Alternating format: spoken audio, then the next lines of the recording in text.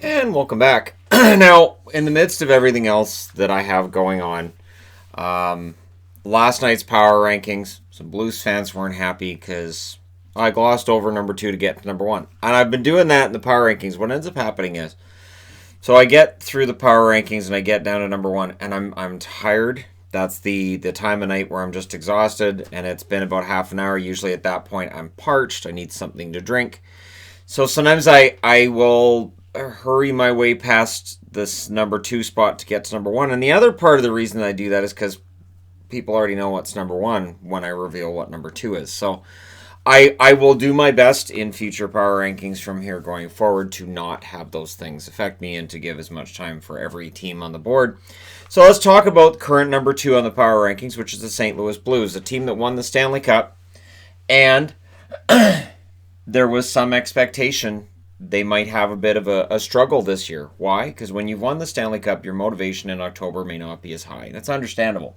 And they came out of the gate with a game that they played at home against Washington. They lost in overtime, 3-2, so they're 0-1 out of the gate. They then won 3 in a row. First at home against Dallas. Then they went to Toronto and Ottawa. They went to 3-0-1 with those 3 wins in a row. Things were looking good. But then they had a bit of a struggle after that. They lose 6-3 at Montreal. They lost in overtime at the New York Islanders to 3-2 to go to 3-1-2. Then at home against Vancouver, they lost in a shootout 4-3. And a game Blues fans weren't happy about. So they're 3-1-3 through their first 7. At home against Montreal, they couldn't beat Montreal. They fell to 3-2-3. And in terms of the power rankings at that point, yeah, they were around middle of the pack because they just weren't playing very well. So 3-2-3 in their first 8 games, only winning 3 of them.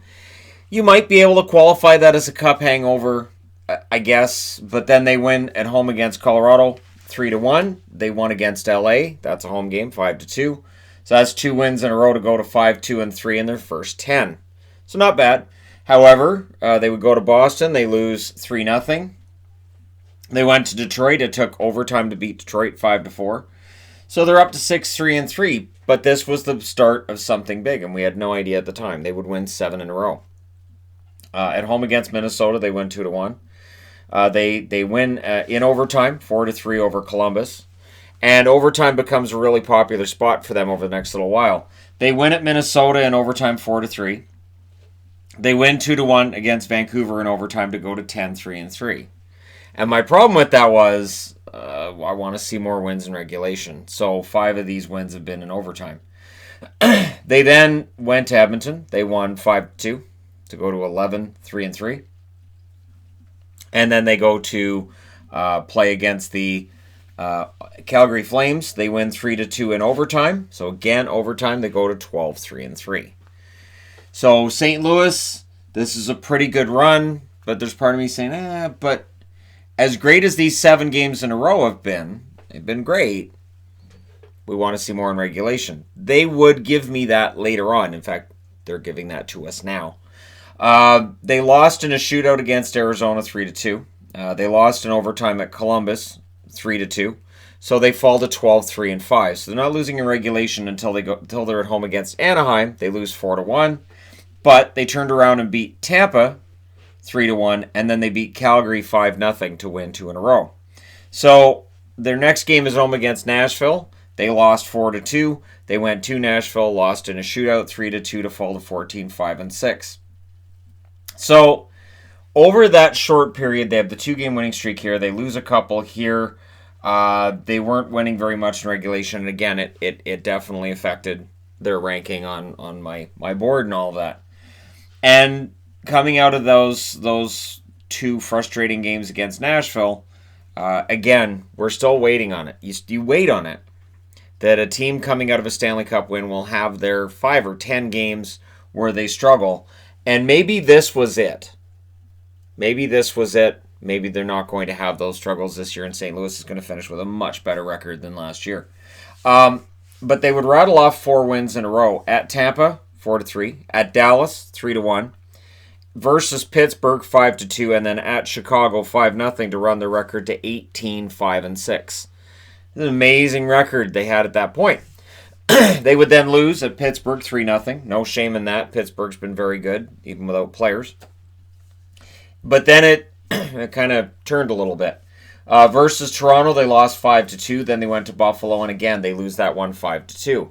So if you're kind of a person waiting for that drop, they scored 4 and they allowed 13 over 3 games. So that's where you go, all right, St. Louis, it's that cool off time. We're finally there.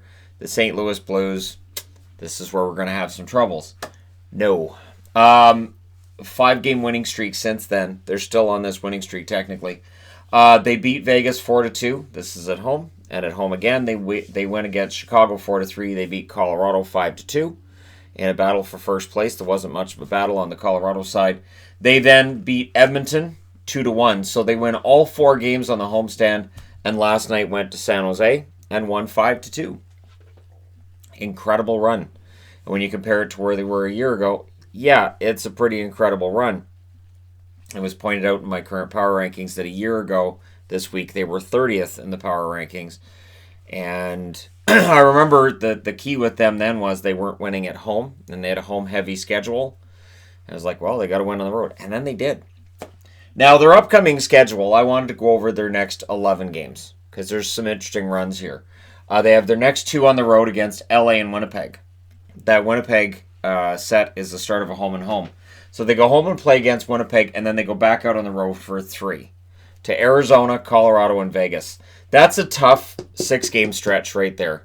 Not just for the opposition, but for the fact they're LA, Winnipeg, at home in St. Louis, Arizona, Colorado, Vegas. It really feels like it's an extended road trip. Even with the 1 game at home, it's only the 1 home game. But then they have a nice 5-game homestand after that, which will take us up to January 15th. At home against San Jose, which is winnable. Buffalo, also winnable. Rangers, that's winnable. Anaheim, winnable. And Philly, that's right. That's a winnable game as well. As good as the record is right now, 23-8-6. Fantastic record overall. It could actually be better at this time next month. And when you look at their overall schedule, again, it's a long road trip. They do have Vegas here, which could be a trouble spot for them. And, of course, Colorado, who may very well be within striking distance of that number 1 spot in the division again by the time that rolls around. Now, the other interesting storyline that has emerged over the last a little while is Jake Allen. So Binnington has a 16-16-4 or 16-6-4 record with a .920 save percentage. Allen is now 7-2-2 with a .931 save percentage. It's strange because Jake Allen, as a young goaltender, was seen as the future. And I remember various NHL games from EA Sports where Jake Allen was the best goaltender in the league once you got into about year 3 or 4 of your franchise. He was the goalie to have. And so there was some belief that he was going to be this big star goaltender for the St. Louis Blues. Early on, it looked like he might get there. Over the last couple of years, he's had some struggles. To me, it's always been mental struggle, though, with him. And I don't think it's a physical thing. I don't think there's anything necessarily wrong with his play. So it just feels like maybe coming out of the Stanley Cup, now he's the backup to Binnington. Mentally, it might be a lot easier for him now than it was when he was the starter, and there was a lot of pressure on him. He's not being paired with Chad Johnson now. He's not being paired with Carter Hutton or anything like that. He's being partnered with a goaltender who was arguably their Conn Smythe most valuable player throughout the playoffs in Jordan Binnington. But he doesn't have that mantle anymore, and it just seems like he is so much more comfortable right now than he was before. And it's worthy of note as well. They've got this great record. Vlad Tarasenko has only played 10 games. He's not going to be healthy until, March? 3 goals, 7 assists in 10 games for him. They haven't needed him to continue this amazing run. And through those first 10 games, they were only 5-2-3. So as soon as Tarasenko goes down, that's it. And then they lost the first game after Tarasenko went down, and it would be understandable for people to say, well, I guess that's it for St. Louis. And when Sammy Blais went out, 20 games played, 5 goals, 3 assists, he was on pace for 20 goals. And it looked like Sammy Blais was having a big breakout season. And so with those 2 key guys gone, and I'm not mentioning Steen because Steen isn't as much a key guy. No goals for Steen so far this year. He's a good veteran presence out there, but it's easier to replace a Steen at this point than Blais or Tarasenko. Tarasenko for his pure goal scoring, of course, and Blay for his physicality as well as his offensive upside, which is definitely there. Perron, 15 goals, 20 assists, leads the team in points with 35. He has been a hot and cold player, but his overall performance has been excellent. And we'll see whether or not it goes the full 82. O'Reilly at 7 goals, 26 assists. It's surprising he only has the 7 goals, but he's not really a goal scorer. And what he does out there is more important than the points when you look at guys he shuts down on the other team. So when you look at the overall defensive numbers, Ryan O'Reilly plays a big role in that as well. He is a solid shutdown center on top of being a guy who can get you points. Robert Thomas stands out as a guy who is on the verge of becoming a star player. 4 goals, 12 assists, 16 points so far this year. But it's there, and you can see it game in and game out. Barbashev, 5 goals, 10 assists. He may very well be on the cusp of something greater as well in his career. So a lot of positives. And then on top of that, you got Jordan Kyrou, who after some stops and starts along the way has 2 goals in 6 games right now, and he looks like he's up to stay. St. Louis is built for now and for tomorrow. And they're built pretty smartly. Now, in the offseason that's upcoming, we may very well see them either lose Pietrangelo as a free agent or have to shed somebody else in order to keep Pietrangelo. And we can point to the Falk for Edmondson deal and say that hasn't worked out so far yet. But in all honesty, when a team's 23-8-6, it's just splitting hairs to have any complaints about anything with this team right now. This has been an amazing run. Well, the Cats may not agree with that. I think it's been an amazing run for St. Louis. I'm not sure if it's Shadow that doesn't like the Blues or if it's Bear, but they started fighting as soon as I said that, so we'll figure that out. All right, there you go. A video on the St. Louis Blues, the incredible run they've had so far, and we'll see how far this goes. Can they repeat? They can. Repeating, though, is so difficult. It becomes a really, really challenging task to do it 2 years in a row because teams know that you're the defending champions. They play you that much tougher during the regular season, and then in the postseason, everybody wants to be the team that knocked out the defending Stanley Cup champions, and the road gets a little more difficult, but we'll see what happens. Let me know what you guys think in the comment section below as always. Don't forget to hit like and subscribe if you're browsing your way through. You just happened upon this video.